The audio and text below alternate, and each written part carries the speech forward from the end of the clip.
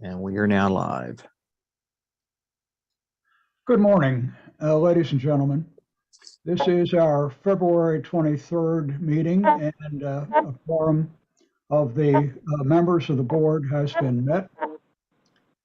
Unfortunately, I have sad news to inform all those who are members of the MES and many other people who might have known him.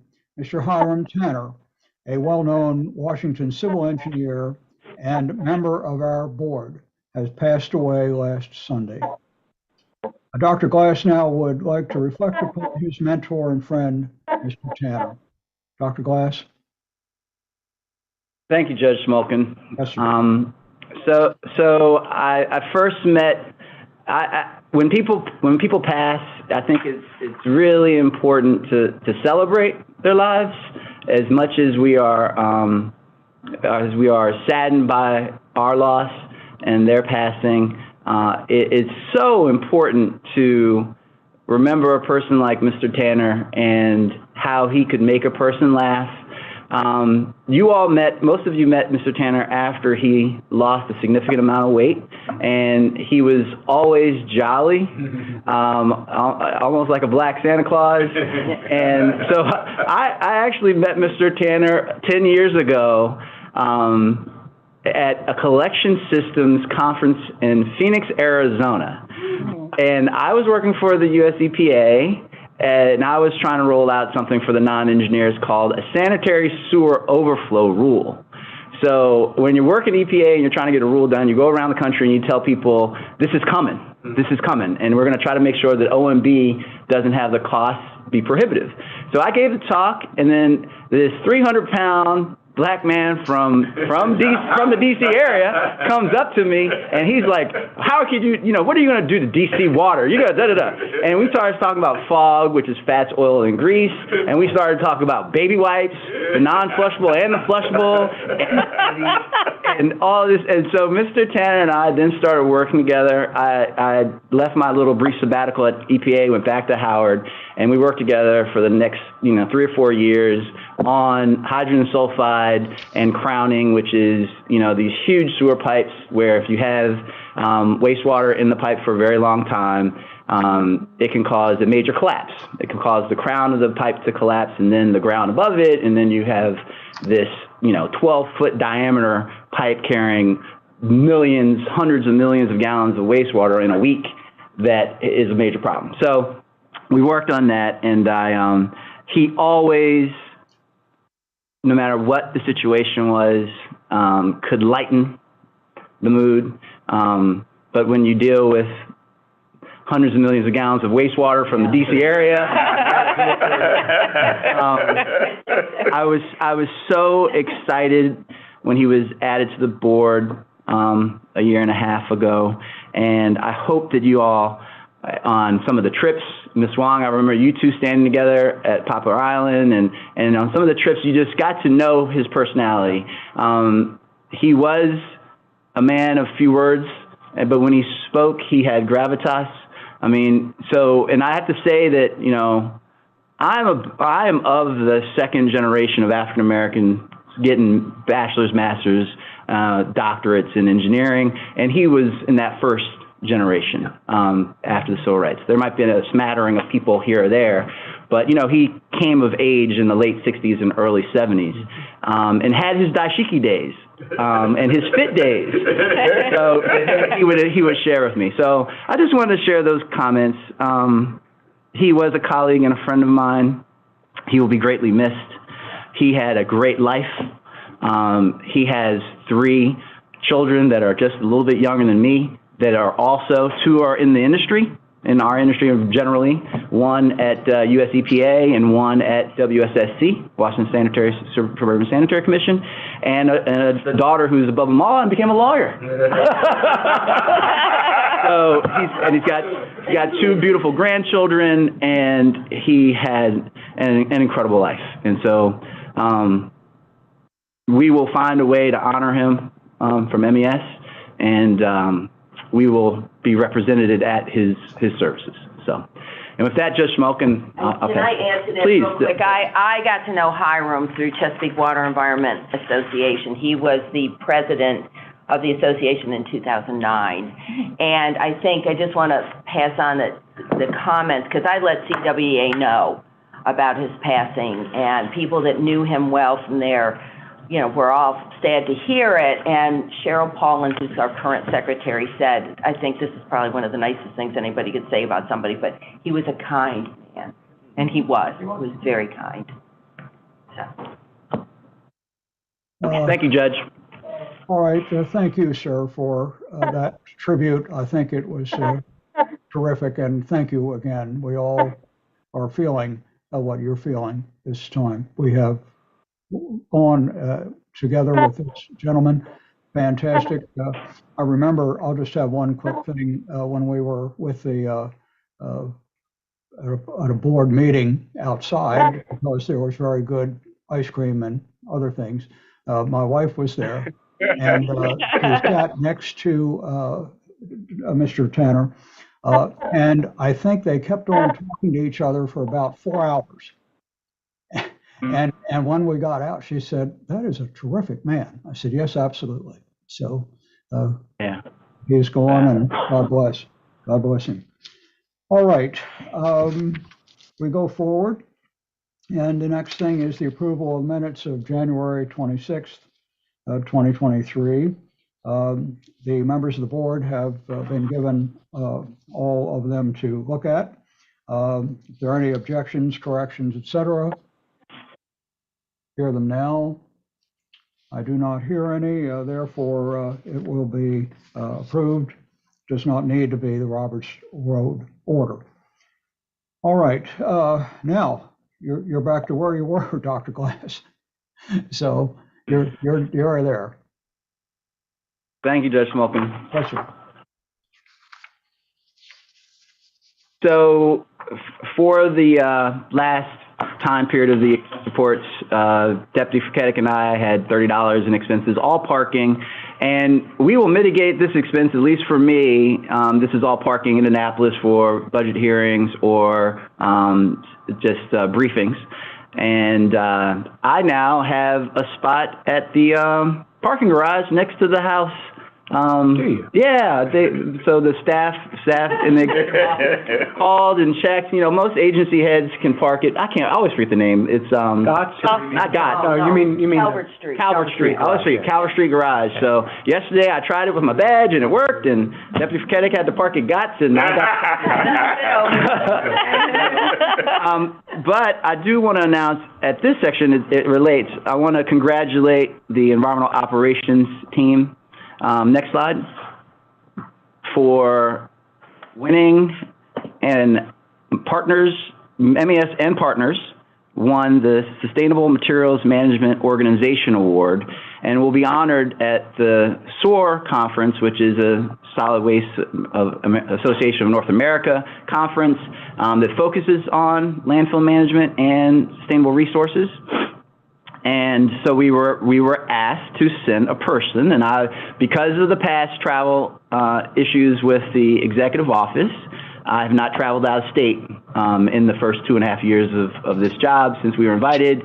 The message was passed to me that we were invited, and so I don't know how we do this, Judge Schmoken, I want to notify the board that I'd like to go. The statute says that, you know, we have to make sure that everyone's aware of this. So 2 staff members are presenting at this conference, and Deputy Furketic and Managing Director Tim Ford are deciding where they're going to be, but we'd like to represent MES as we accept that award in Atlanta. Of course. Wonderful. And registration will be free for that one day for me to attend. So but anyway,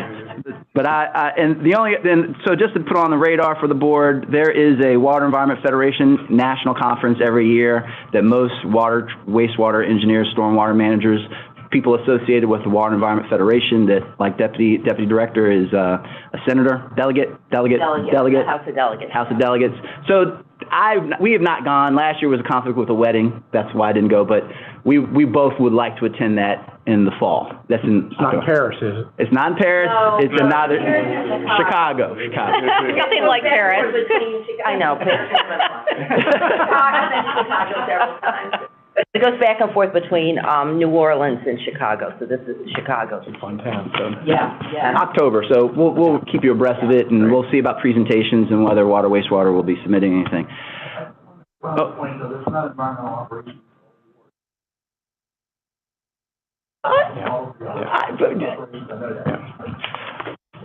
Is the whole agency won the award?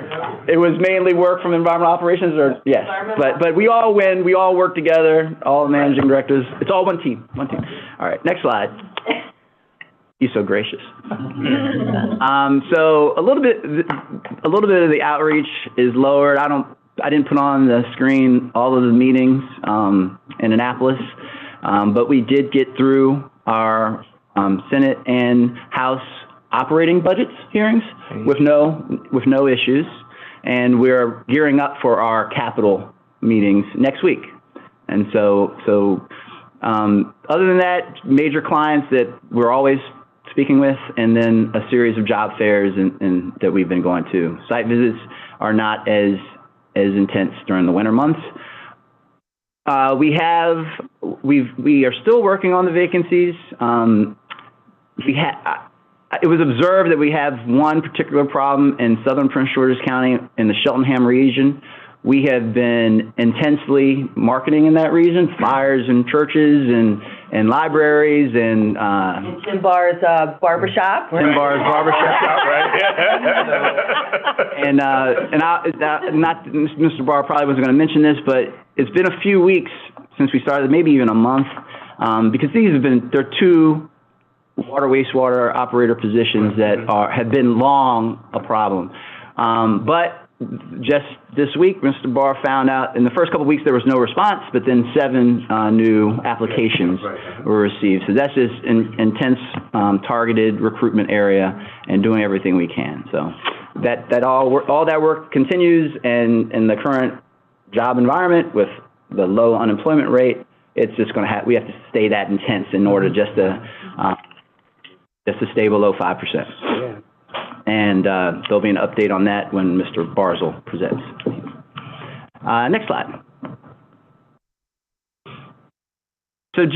So as others have noticed our low vacancy rate, that did take an uptick this month, but I believe that we had 7 people on board. 7 people on board yesterday is about 1% of our staffing. So even though the data that Mr. Barzil, I cannot say it. The data that Mr. Barzil will show us go over 5.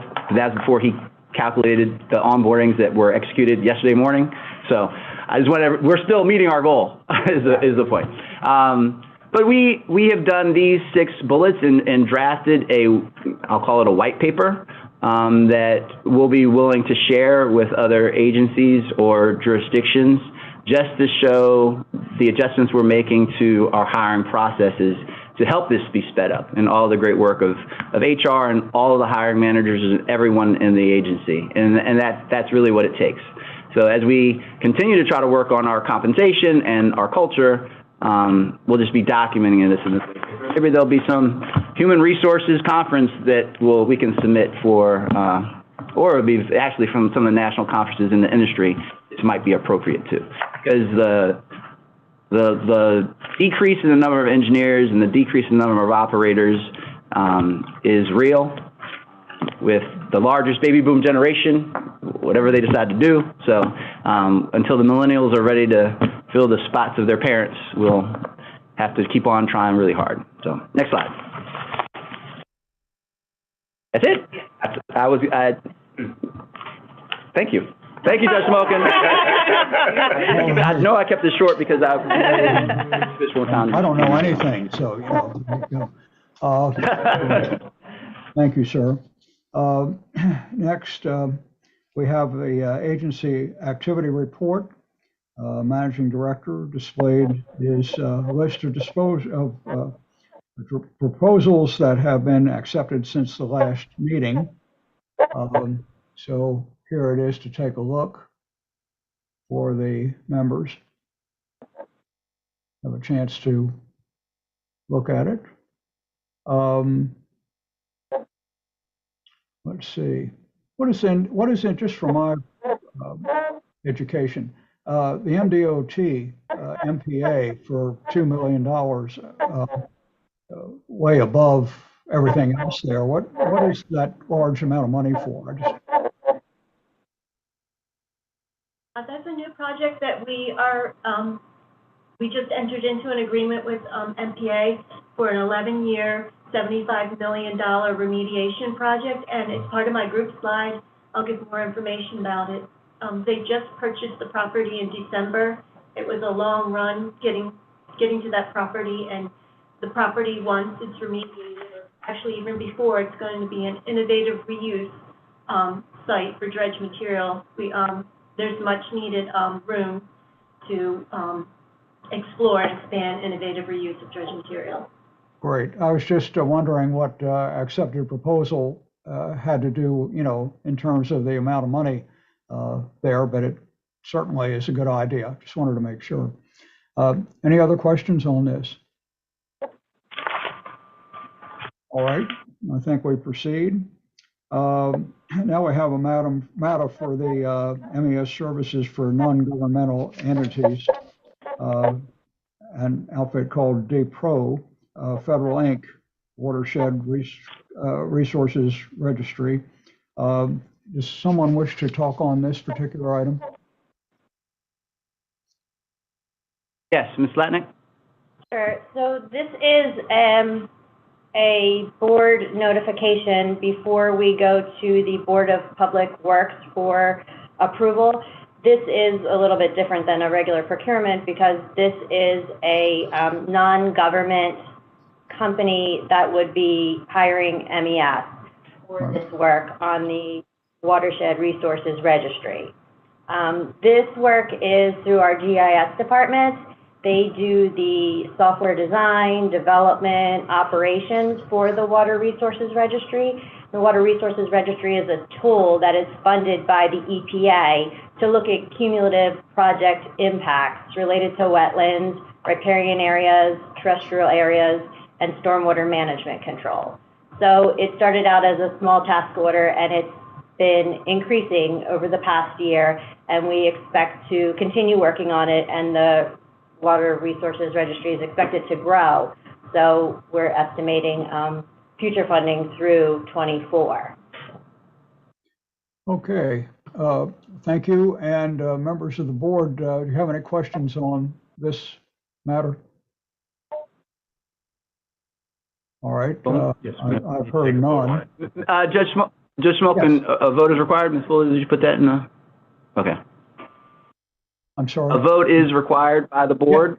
Yes, exactly. That's what I'm going to. Move Okay. approval. So therefore, we have to take a quorum. Are there all of them, or how many are wishing to say that they wish to agree that this matter should be taken under by the MES? All in favor, please raise your hand, say aye. Aye. First and second. Anyone opposing? No one opposing, Yeah, therefore second. it is to be taken Belly hunch. in order. Okay, so this is now approved. Thank you very much. Thank you. All right. And I wonder who this fellow is. Hammett Paddle? No, anybody? Oh, there he is. There he is. I recognize him. Go ahead. Oh, thank you. Thank you. So I don't have any awards to announce for finance department.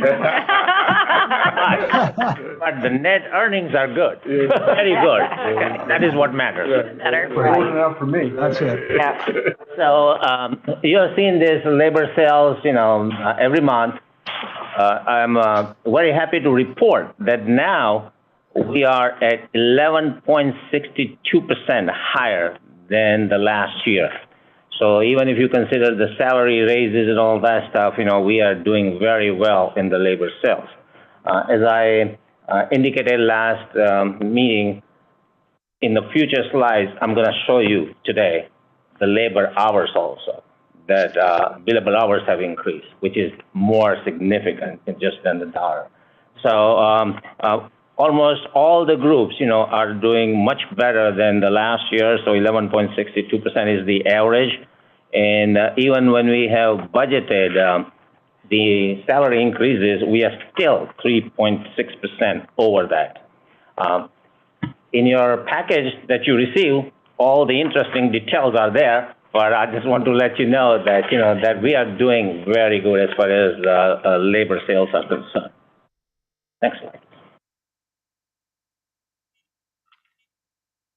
Here we have a full year budget of labor sales of 35 million, 35.8. Based on the current trend, we're gonna reach 37 million. So that is almost, a 3.59% higher full year estimate. It's kind of a conservative because we don't know what's gonna happen in the future, but it is still over our full year budget. Our overhead recovery will be higher. The overhead expenses right now are higher, mainly because of IT and materials and supplies, but I expect that trend will be even out, and overall, our overhead expenses will be also less than budgeted. So we have an overhead recovery, which is better than budgeted, overhead expenses less than the budgeted. So the overhead variance, the difference between the two, almost 20% higher. I project that it will be almost 20% higher. Of course, the fringe recovery, fringe variance is just not a significant amount, but we are finding as the fiscal year go by that our fringe expenses are getting higher and higher. But it is, when we budget, we do our best estimate. If the fringe is higher, the higher labor will have a fringe recovery. So I'm not concerned about that. Working capital, because of the higher labor, the working capital is almost 28% higher. And the project variances are doing well because we don't have any service centers. So those are the project variance full year estimate of 272,000, mainly the used oil.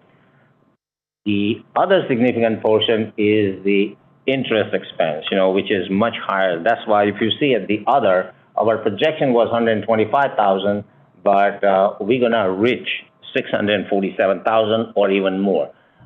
Whatever interest we earn, we allocate to all of the state funds we have, the midshore funds, or any of the project advances. So we are a little being conservative here, but it reached 5%.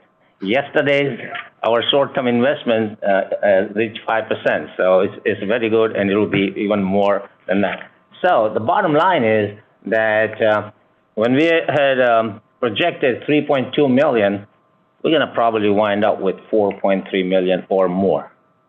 So we are doing very good in both the areas, the billable labor and the overhead expenses. And Dr. Glass has mentioned he will help us to spend some of that overhead money, and all that. Because we do have that provision for it. We are doing very well, and we have provision for it. Next slide, please. So if you see here the labor sales for January 2023 versus January 2022 is 11.62% higher, and the trend is going upwards. So we are going to be in very good shape about billable dollars. If you see this is a new one here, we put it as billable hours. That as of January 2023 is 659,000 versus 632,000 last year. So that is result of we hiring the employees, we are getting the new projects, and so it's not just the salary increases, it's the actual billable hours for the projects that is increasing, which is a very good trend. So the rest of it for the monthly overhead recovery expense and the variances, all the way through, we are doing better, like 10, 11%. So overhead variance is 11.45% better than the last year. The fringe variance, as I said, is negative, but the working capital recovery is almost 40% higher. And the other, which is the interest and all that, is almost 600% higher because we didn't expect any interest. So total increase in net assets at this point as of December is 43% higher. And the revenues, if you look at the revenues, last year at this point we were 82 million. It's 109 million. A lot of that is a capital, is a pass-through, but that is procurement, the finance, the IT, all the overhead people, they do extra work because this revenues here that generate in. The good part about it is from there, because we are providing, we are meeting the needs of all our customers. So it will definitely have a benefit in the future, even if it is passed through, it's a capital project, and from the capital project is finished, we may get even more work with the same clients. So it is a very good trend, because this is a very high, 32% higher revenues. If you are in a private company, you'll get all kinds of bonuses. They are doing very good, So that's all I have. Any questions? Well, all I can say is that we only need one thing from Mr. Patel that we don't have. That's called a lifetime contract. So as long as you can sign that, sir, you're there. Okay, thank you very much. My pleasure to present the financial statements, and we are pretty accurate on it and all that. So you can rely on all the numbers we give. Okay. Thank you very much, and appreciate it very much, as always. Now we have a Human Resources report from Mr. Brazil. Mr. Brazil? Good morning, everyone. So our vacancy rate is always in a state of flux. So I run these reports on a daily basis pretty much. So as of 9:10 this morning, we were at a vacancy rate of 5.07%. Yesterday, we had gotten down to 4.95, but we had yet another resignation. So we're hovering around that 5%. We're working very, very diligently. The pipeline for the next couple of weeks looks good. So we're hopeful to stay at or below our 5%. Also, there is a job fair being sponsored by the Department of Budget and Management in conjunction with the state's efforts to reduce statewide vacancies by 50%. This is from the legislature. So it's going to be on March 15th at the 5th Regiment Armory in Baltimore. And I'll be sending out information for various people to attend that. I will also be attending that one. So hopefully we'll be able to get some good contacts for people looking at what I have to report.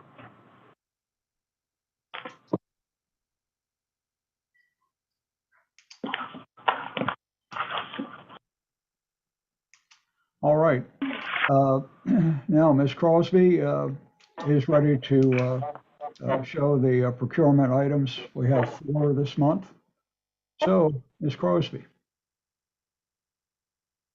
Good morning.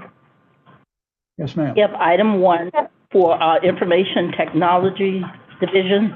It is the Verizon Wireless Data Center contract beginning January 2023 through January 2024, and the estimated amount is $340,000.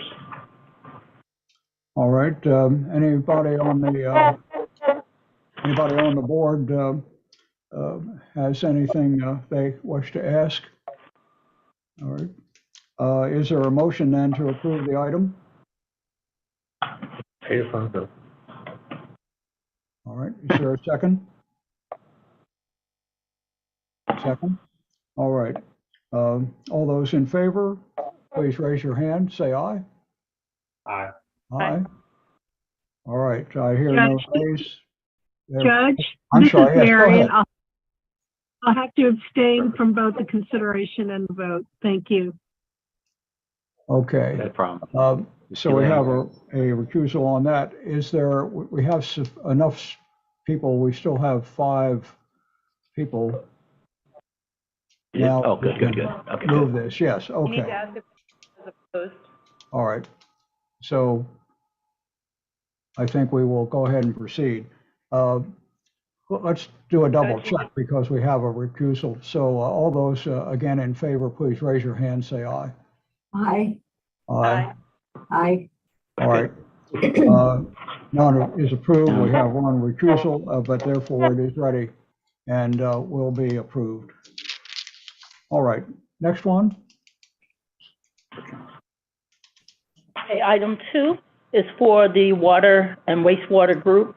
This is at the Back River wastewater treatment plant, the clearing of the high digesters number 1 and 4. The awarded contractor is Senegro Central LLC. This is a change order to that contract. The change order amount is $686,000. The total revised contract amount is $2,560,181.73. The MBE goal for this contract is 12%, and the participation to date is 14.18%. All right, any questions? All right. Is there an approval item from someone? I will. Do we have a second? Second. Second. All right. Any other matters before we ask? No? All right, all those in favor, please raise your hand, say aye. Aye. Aye. Aye, and that is a sufficient amount, therefore it is in, oh, wait a minute, we have, Ms. Wang, I see you again. I'm sorry. Yes, I also will have to abstain from the consideration and approval contract matter. All right, we've heard that as a recusal. I think we still would have 5 people in. Yes, we do. We do. Therefore, I don't think we need to go through it again. I think we can just say that it's been approved unless there's any question on it. All right. Thank you. I think we go on to number 3. Yes.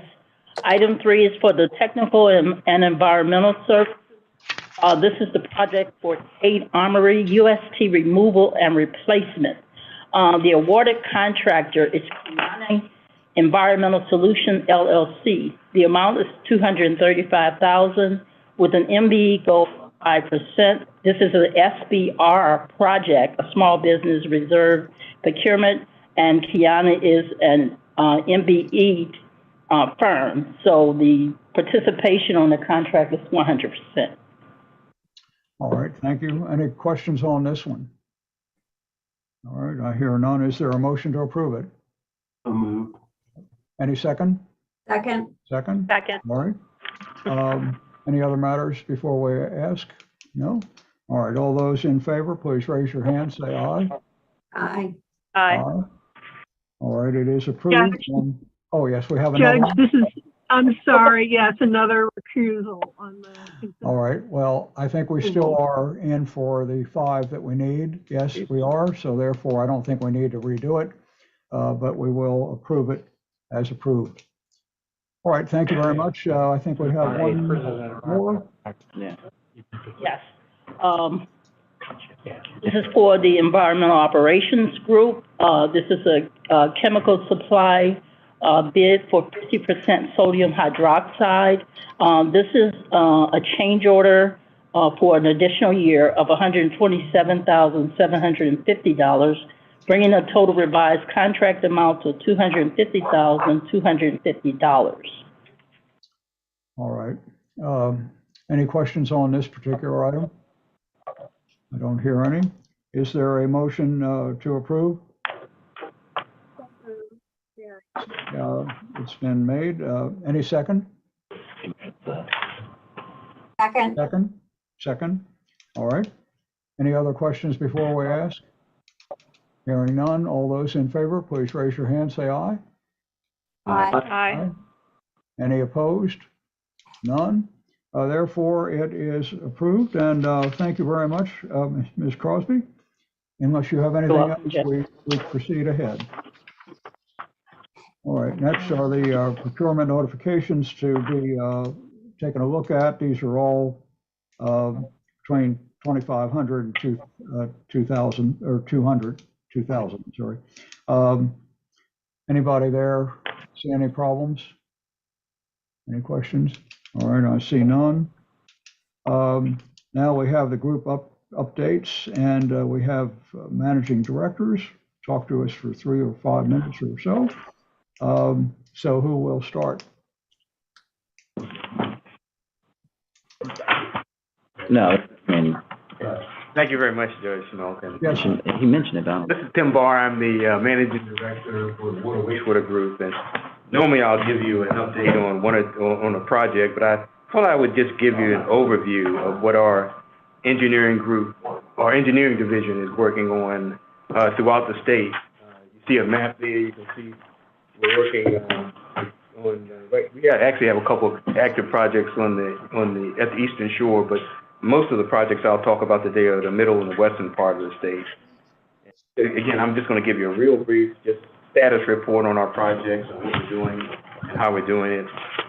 Matt Lipinski, who heads up the division, does a fantastic job.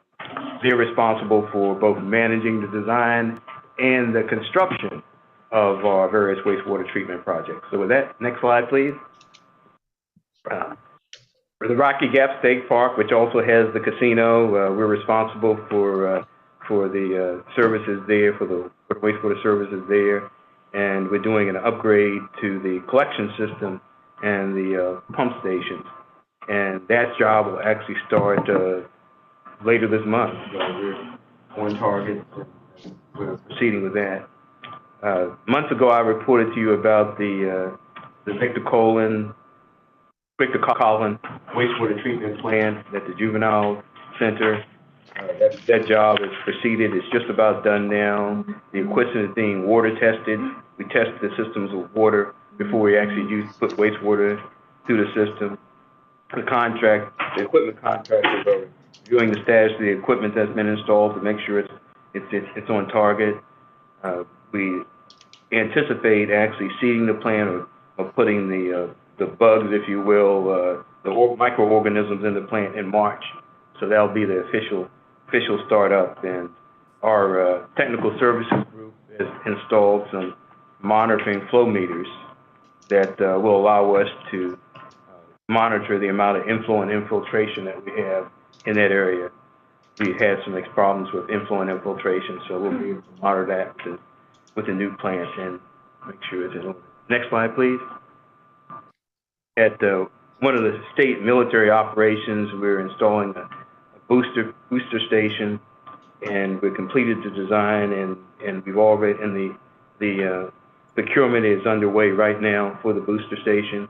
In addition to that, we're also doing designs for the wastewater treatment plant and the water distribution system. That's work we're doing at the Camp Frederick facility. Next slide, please. Woodstock, I told you about a couple months ago. That plan is online and meeting compliance, and very successful job. The only thing left to do, the main thing left to do now, is to put in the entrance road. I don't know if you recall, but that was the plan where I told you it actually sits up on a hill, and it's quite a little bit of drive up. So we're going to complete that paving of that road so that you'll be able to get in even during the wet weather. So once we get that done, we're done. An interesting project for us that we're doing, and we just had a pre-construction meeting yesterday, is at Point Lookout. And if you haven't been down to Point Lookout, it's a beautiful state park, has a beautiful view. And we're actually redoing the distribution and collection system. We had our kickoff construction meeting yesterday. And I say it's interesting because if you're familiar with Point Lookout, it actually has a Confederate cemetery in that area. So we've coordinated with some archaeologists so that as a contractor proceeds with his work, we'll be coordinating in case they hit something. We'll make sure that both the needs of the cemetery are satisfied, as well as us being able to continue with our project. And then the last thing I had that we're working on, all these are state projects, by the way. But the last thing I wanted to point out is that Matt has done an excellent job of working with representatives from the state as far as finding out in advance what they really need for their facilities. I don't know if you've ever worked with other owners before, but owners are notorious for deciding after it's just about built or design what they need. But Matt's done a fantastic job. He's implemented a system where we actually do these charrettes in advance with our park people. And we sit down and we all come to an understanding as to what we really need for the project. And that seems to have gone well. Everybody seems to be satisfied as far as what this thing is going to look like. We're now 30% through, well, we'll be 30% through design in mid-March. And we've standardized, MES standardized equipment is listed to be used on the project. So we're moving forward on those projects, and I'll be reporting in detail on some in the future.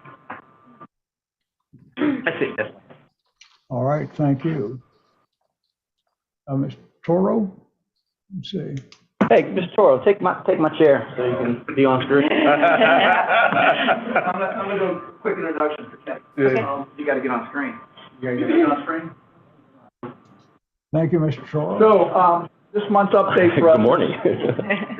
This month's update for us is our engineering group. And so it presented a great opportunity to introduce to the board one of our more talented folks in my group.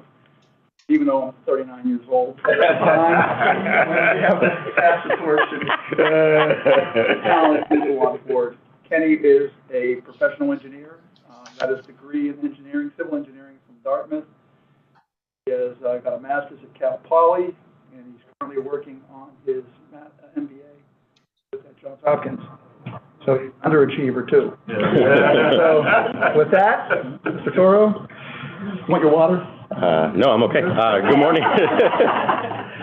So thank you, Tim, for embarrassing me again. Dr. Glass for putting me on the spot. I'm really prepared for this one. But Kenny Toro, nice to meet everybody for the first time. So I've been with MES for about 7 years now, and I lead the engineering team with the environmental operations group. It's about 5 staff, ranging in time at MES from over 30 years to 1 day. It's with civil engineering backgrounds, mechanical engineering backgrounds, so we have a really diverse range of experience in our group. Next slide. Oh, that's perfect slide. So we are involved in the management of capital projects at many of our solid waste facilities and operating facilities, including power and steam plants. That means equipment overhauls, modifications, expansions, repairs, improvements, and we are involved in the entire phase of the project management life cycle, from the initial planning phases all the way through execution and everything in between. Next slide. We currently have projects at different counties throughout the state, and one program for the Maryland Department of the Environment, which I'll highlight in a few slides. And also, as I mentioned, we operate steam and power plants for the Department of Public Safety. We have projects ranging from electrical equipment upgrades to stormwater management facility improvements, to construction of support structures such as a salt storage facility in St. Mary's County, to replacement of an old barn in Prince George's County that's used to store hay.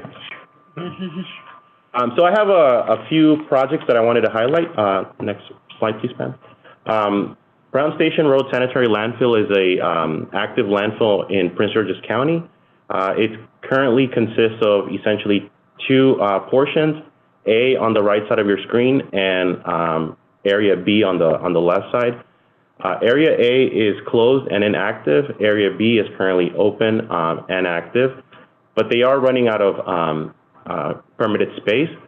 So the idea behind this project is to take advantage of the void created between the 2 valleys and infill that property or that portion with solid waste. This creates an opportunity for the landfill to add over 30 million cubic yards of airspace and over 50 years of additional landfill life, all within the existing footprint of the current landfill.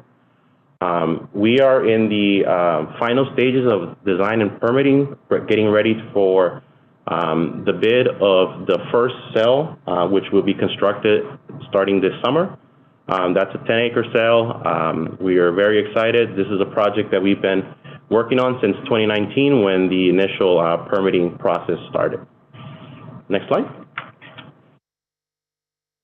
In Montgomery County, we are currently in the early stages of designing a full replacement of the facility. This is a facility from the early 1990s that initially was designed to process between 10 and 12 tons per hour of material. The objectives of the project is to be able to operate and process up to 25 tons per hour. We're looking for higher throughput, better recovery rates, increased safety, increased availability of the equipment, and then taking the opportunity to also look at the entire shell of the existing structure, looking to optimize that operation. So right now we are wrapping up the basis of design. This is the opportunity that we get, as Tim mentioned, where we manage our stakeholder expectations, sit them at the table, and make decisions before we get full on into the design process. Next slide, please. Down at the Eastern Shore, at the Eastern Correctional Institution, we operate a power and steam generating facility. We are in hopefully the final stages of the fuel conversion, which will take the plant from burning wood chips biomass to burning natural gas. This is a multifaceted, very complex technical project that we've been working on since 2019. And it involves three main components. One is the actual installation of the natural gas service line from connecting the utility line to our cogeneration plant, and then extending that branch to ancillary buildings within the correctional complex. It also includes conversion of the fuel burning equipment at the cogeneration plant to be able to burn natural gas, but also a backup of oil for emergency situations. And the final component is conversion of propane-fired equipment that currently provides heating services for ancillary units within the correctional complex. And this is approximately $20 million project. The Brown Station project is about a $20 million project. The MERF upgrades in Montgomery County is about a $20 million project. So we are very busy managing a lot of capital funds for our customers. Next slide, please. And then I did want to highlight our scrap tire program. This is a program that one of our more experienced engineers manages and has been working on with MDE for quite some time now. We essentially coordinate with MDE to help plan, scope, and manage projects related to the cleanup of scrap tires. I never really knew how much of an issue that was until I joined MES and got involved in some of these initial cleanups, and there are a lot of tires out there. Two main events that we help manage are the agricultural scrap tire collection event. We have done it multiple times over many years, most recently last year, where we collected the equivalent of 172,000 passenger tires. These are events that are hosted by counties, participating counties. In this case, it was 7 counties, and they allow their residents to come at a designated site, designated time, and drop off scrap tires that they may have from their farming activities, free of charge. Very popular event. This year, we are currently just starting the event for 16 counties, and it's going to run from February through April. Our first event is in Dorchester County later this week, actually. So it's a really good complex coordinating event between us, MDE, counties, and participating entities. Next slide. And another event that we help coordinate and manage is the Citizen Scrap Tire Drop-Off Day event. This is very similar, but it's not limited to, it's not related solely to agricultural tires. Last year, we collected over 60,000 passenger tires, participating 19 counties. Another very popular event, very well attended. We are in the early stages of planning This event this year will take place from June through October, and we're looking to collect more and more tires. So that's all I had for you guys today. Thank you for hosting me, and good to meet you all. I have a question about the program. I'm sorry. What happens? Don't you all recycle the tires? Do you do something with them rather than just like collecting them? I thought you all had some sort of a recycling element with this stuff. Yeah, in the past we have, and this is probably prior to my attendance here, but in the past we have managed recycling projects where we take tires, shred them, and process them so that they can be used for other purposes, like I believe there was a walk, a bike path. Yeah. So for paving purposes, a playground. Most recently, the end life of these collected tires are for them. They go to disposal facilities that manage scrap tires. And then what happens to them? I just want to make sure that they're not going, like, you're collecting them and then just putting them in a big landfill, unless you are. Combination, they can be Get chipped. close, get close. Sorry, they can be chipped and burned for energy recovery, or they go to a landfill if they're extremely dirty. Sorry. We are always looking for new technologies out there. Very few options for tires with the closure of the Hartford County Waste Energy Facility that really burned a lot of tires in the state. That closed years ago. But we are always looking. But again, there are very few options. Scrap tires are very difficult. We have our own experience with scrap tires. Yeah, wasn't a good at one. one point. It wasn't a good one. Wasn't a good one. Yeah, MES did have a scrap tire recycling facility that it designed, constructed, and financed. It was not economically successful, and a number of years ago, the agency sold that facility to a private entity that was then recycling scrap tires. I'm not sure what he's doing with that facility now. Okay, thank you. I have a question for you, sir. And that is that looking at the vast number of machineries that we utilize here with MES, just a little curiosity maybe, how do we deal with reserve equipment? For example, if we have tech problems and things like that, do we have ways of saying, okay, we're going to go do this, do that, the other thing, or do we have separate things that are just sitting there just in case? I mean, just sort of a question, because obviously what we're doing with MES is important and it keeps on going and people are using I'll handle that. so how do Kenny we works on have reserve equipment that Kenny works on large capital. Kenny works on large capital projects that where we're doing a replacement in kind or a full replacement or new technology. In general, though, we have maintenance groups within each of our operations. We maintain critical spare parts for all of our facilities. We have some spare equipment where we're lean. We don't have huge excess amounts of equipment, but we do have critical spares. For example, a compactor where rather than trade it in, we've kept it at a landfill. Again, we'll maintain a full array of critical spare parts at all of our facilities so that we can maintain a continuous operation. We're for the public good, the public service. We have to continue to operate regardless of the circumstances. And so maintaining critical spare parts is really important for us and so we can maintain services. And we do that at all of our sites. Well, great. And I think, people who are not with us but are listening or seeing us are very happy to understand that we have that kind of equipment out there. And I think that makes us, certainly with MES, a terrific operation as it has for many other matters. So thank you for telling me that. I appreciate it. So thank you. All right.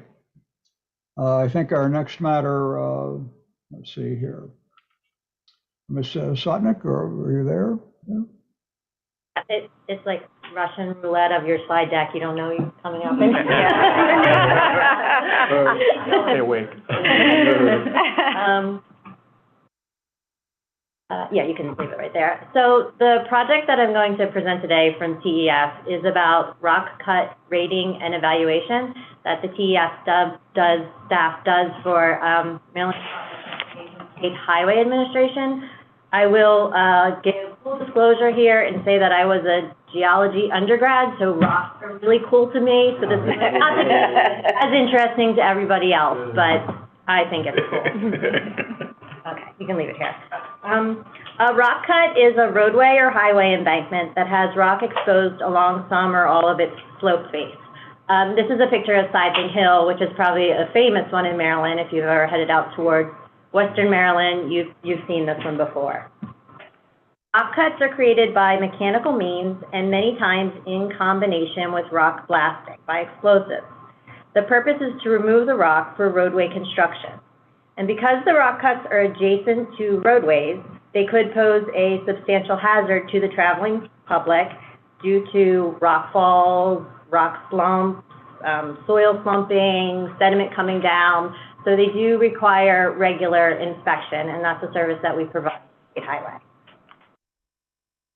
This project is supported by 3 staff in TES. They evaluate the rock cuts and look for signs or indicators of failure that would help support the identification of future modeling needs. The staff that generally work on this have some geology background, Fred Kohlberg, Gussie McGuire, and Eric Doherty. They're very skilled staff. Sure. The rock cut locations for this project were determined by engineers and geologists at MDOT State Highway Office of Materials Technology Engineering Geology. The sites are evaluated. They look at the embankments using LiDAR and aerial photos and street maps, and they also use just institutional knowledge from the state highway staff, as well as reports that come in from people traveling the roads to identify the locations that need inspection, and then our staff head out to do those inspections. Currently, this work is performed on rock cuts in Washington and Garrett counties. We've finished 68 sites in Garrett County and 61 sites in Washington County. There are new sites being added for inspection for both of those counties, and Allegheny County will be added as well. We do not actually compute the rating for the rock cut.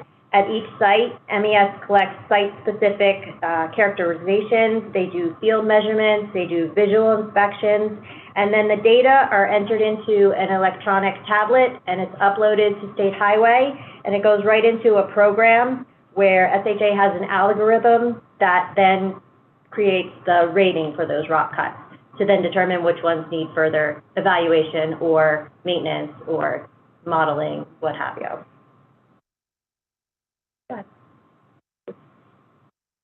About 90% of this work obviously is in the field, and 10% is back in the office where the staff do planning. They, figure out where the sites are. They coordinate for traffic controls. They do the research. They look up the background geology for the rock cuts so that they're prepared to do the field work. Most of the office work, unfortunately, is in the spring and the summer because they need to go out and look at the rock cuts in the winter to make sure there's no vegetation that's obscuring their views. Let's talk briefly about safety measures because obviously this is right adjacent to major roadways. The MES staff always use 2 or 3 person teams. They remain in sight of each other the entire time for the work. They're watching for vehicles. They're utilizing traffic controls according to state highway standards. When they're working on a road shoulder that is not a major highway, they will have cones and drums and their trucks out. When they're working on bigger highways, they actually bring in services from state highway traffic control, and they put out even more trucks, trucks with attenuators on them, those types of things to keep our staff safe. They also wear high visibility reflective vests, hard hats. Their lights are always flashing. In their trucks, they have first aid kits, fire extinguishers, and interesting enough, bear repellent horns. In the truck, but for this type of project out in Western Maryland, it apparently is essential. That's all for this one. Couple extra pictures. Yeah, I did offer to go out and help them. They didn't want me to come, but that's all. Thank you.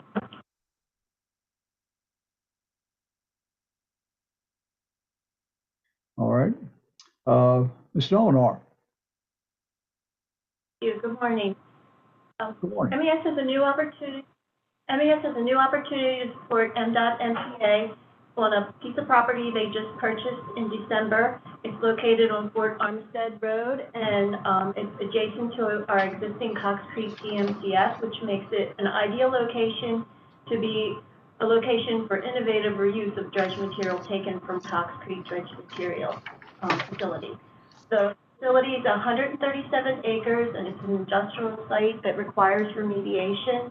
MDOT MPA and the former property owner entered into an administrative consent order with MDE, which will guide the remediation process. And also, they signed a cost share agreement with the former property owner to establish how they're going to fund the remediation. Currently, up to $75 million, the cost share for MPA is going to be 38%. And after 75, but below 95 or up to 95, it's 50-50. And after that, it's 100% the former property owner. MES has entered into an MOU with MDOT MPA for $75 million over the next 11 years. Will help manage the remediation, contractors, designs, construction, and also manage the cost share process to make sure that pretty strictly and with a lot of scrutiny from, because of the money.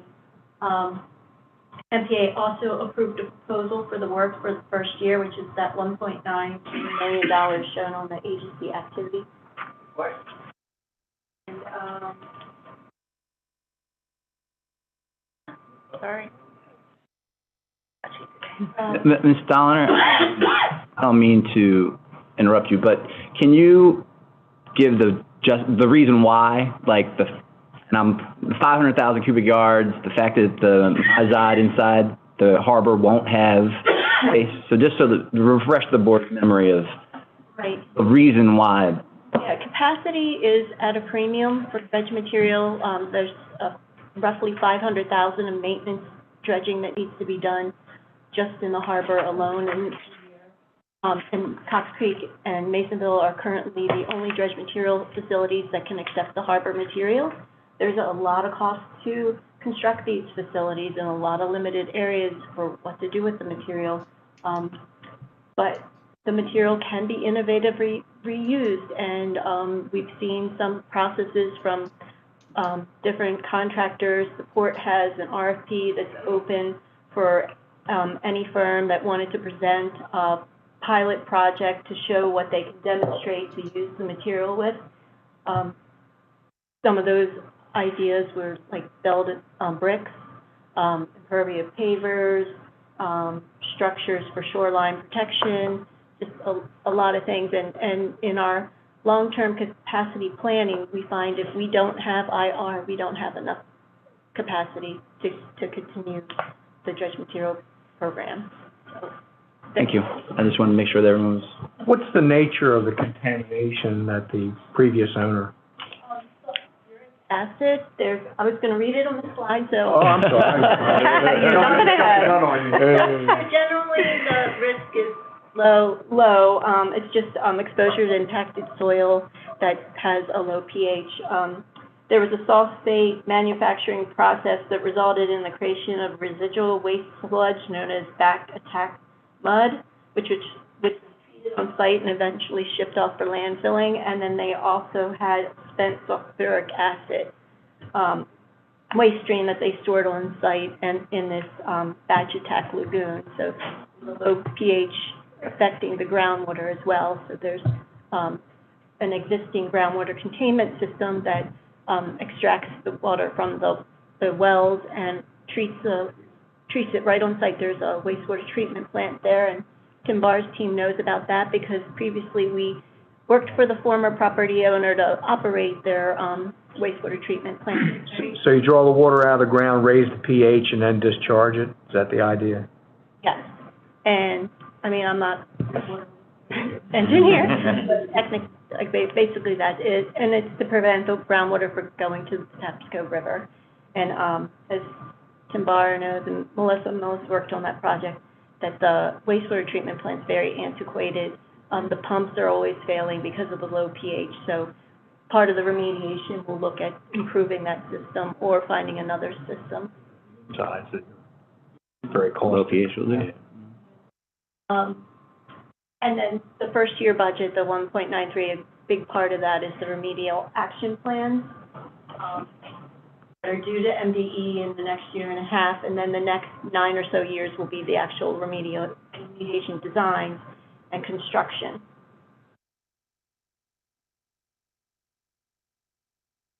And the site's broken down into 5 units with that will receive some type of remediation. The first one is the upland site area that's shown in the light orange. That basically is just going to be graded and capped. There's some buildings and stuff demoed, and just to prevent the soil exposure. And then there's the settlement basins that are in the dark orange, and basically those need to be stabilized, capped, and the groundwater containment system, which I had mentioned already, that is going to need to be upgraded or replaced. But right now it is operating. There's a contractor out there that's operating the plant and the pumps. And that'll have to continue.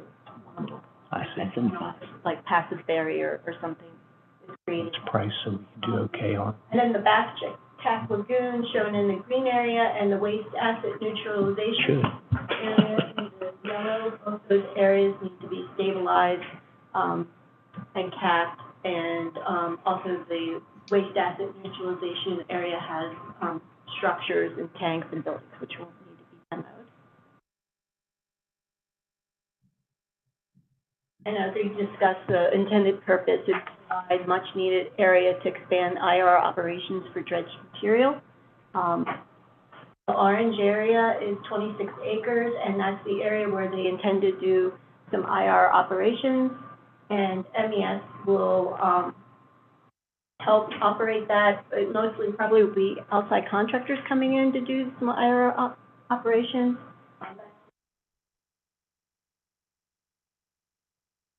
You with MPA for the IR operations, which will cover anything that the administrative consent order or the cost share doesn't cover, you know, managing the site, vegetation control, it's, you know, older site, lots of fencing that needs to be replaced. We also, MPA approved a $600,000 proposal for the remainder of this year operating budget to take care of those things. That's also in the agency activity report. So everybody's really excited about this. I mean, this is a good way to improve the environment and also help the port and their IR operations. Is there any estimate of how much time this buys the Port Administration for their harbor dredge spoil? I guess it's because it's in and out. It could be variable, but you know, we don't know how much we can do. There was a feasibility study that was performed to look at possible bringing in the material, putting a dredge into Cox Creek and actually pumping it over there. And the goal is to get to 500,000 cubic yards a year, which would cover the maintenance dredging. And Cox Creek and Masonville have 15 years left. How long are Cox Creek and Masonville open at the current 500,000 cubic yard per year rate? I know that might be too much. No worries. You're bad with numbers, civil engineer. Tonight. I'll talk to you about that later. Yeah, I was just I can follow up. thinking about the value of this remedy to the Port of Baltimore because dredge sites close in are very, very scarce and problematic. And so this looks like a great solution. Yeah. That'll buy a lot of time for the Port of Baltimore. Their goal is their goal is to get IR to sustainability. That's Right. I'm not overstepping. So at some point in time, Yeah. But the date is not certain. That's it. All right, well, thank you very much, all of you who have talked to us about these things. I mean, we got I think we've gotten a wide grasp of Maryland all over the place. It shows, we are working. And I think it's good for, again, one I was talking about just recently, a couple of hours ago, that when people are watching us and seeing what we're doing, I think it's important to see exactly what it is that we are doing. And I think it's terrific. So thank you all very much for that. Well, now we have a different kind of report, and that's from our counsel, Sean Coleman. So, Sean, if you would take the chair, please, sir.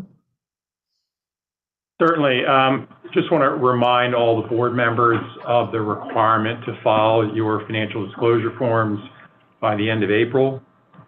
In the last legislative audit, there was a recommendation that MES enter into written agreements with its state clients for water and wastewater facilities. We actually have been operating those facilities under an executive order that was issued many years ago and had not had written agreements. The first of those agreements was sent out this week.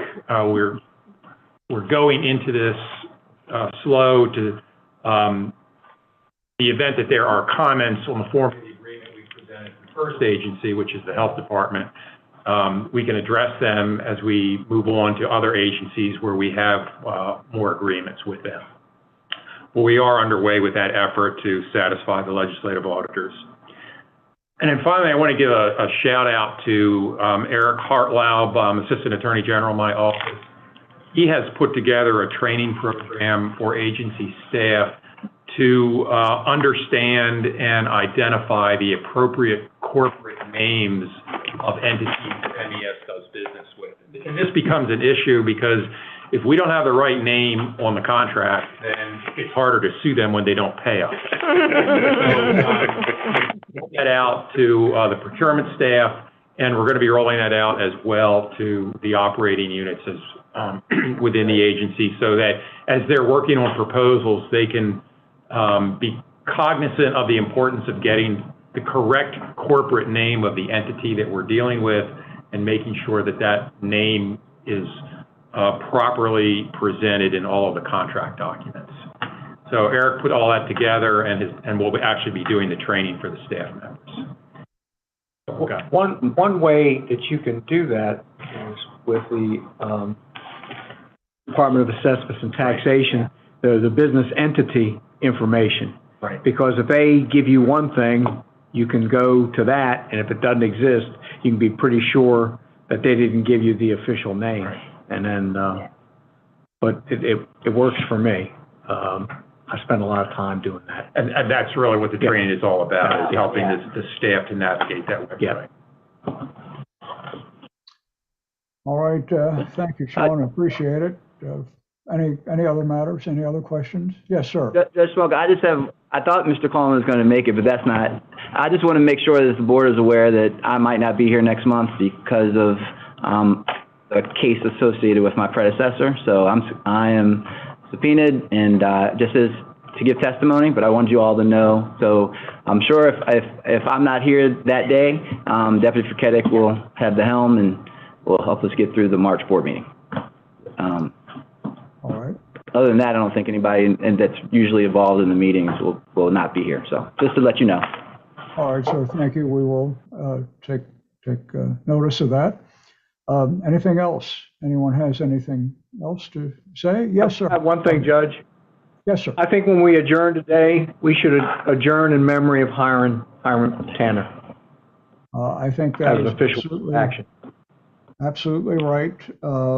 And we will do that here in a moment or two. And before we do that, anything else? Anything else? All right, the next meeting will be Thursday, March 30, 2023 at 9:30 a.m. At this point, it's time to close, and we will, for 1 minute, think of our gone wonderful person, Mr. Tanner.